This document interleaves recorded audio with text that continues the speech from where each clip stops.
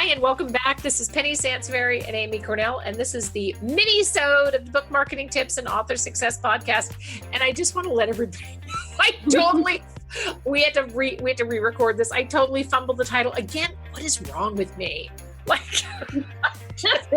It is kind of a tongue twister. It definitely doesn't roll off the tongue. Yeah, it is kind of a tongue twister. Anyway, by the way, listeners, you'll note that when I asked what is wrong with me, Amy just went silent. She's probably thinking not enough hours in the day, Penny, to cover that.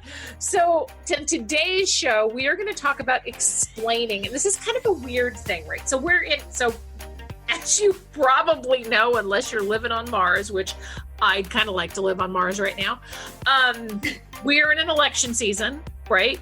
And one of the things that you always hear people in the news talk about is if you have to explain your viewpoint as a politician, you're losing the argument, right?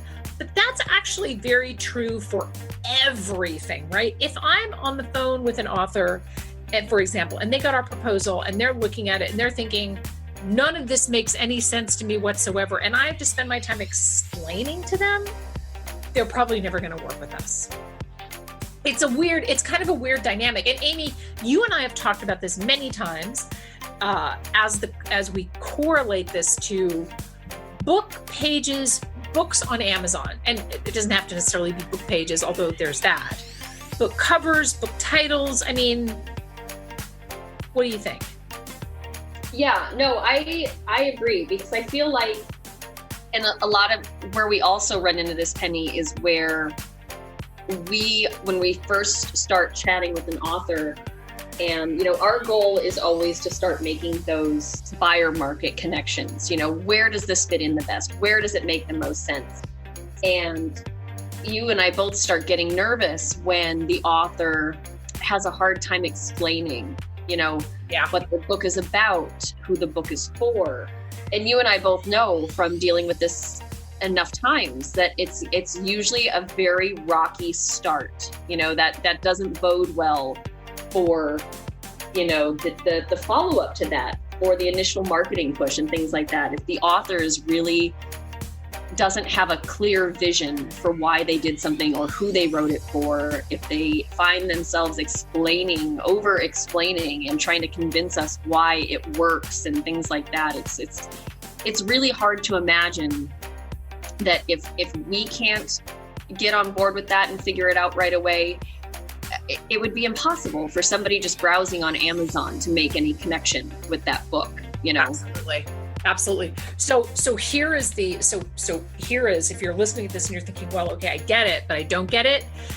If you find that you are having to explain your book or your book title or your cover or anything related to your book, if you've caught yourself explaining that one too many times, you have a problem that you need to address.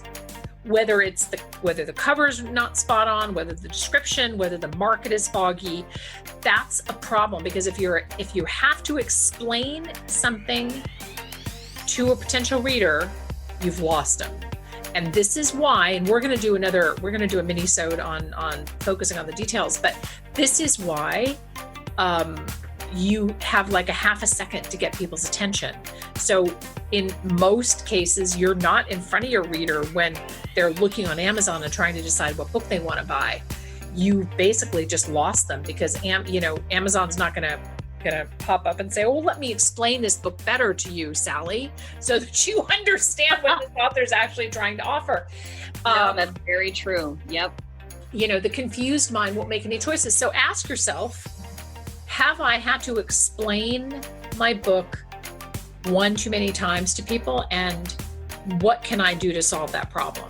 And you may not have that answer, but it may be an opportunity to work with a professional or somebody who can give you, some really good feedback on where the disconnect might be. So that's it for this mini. So thank you so much for tuning in.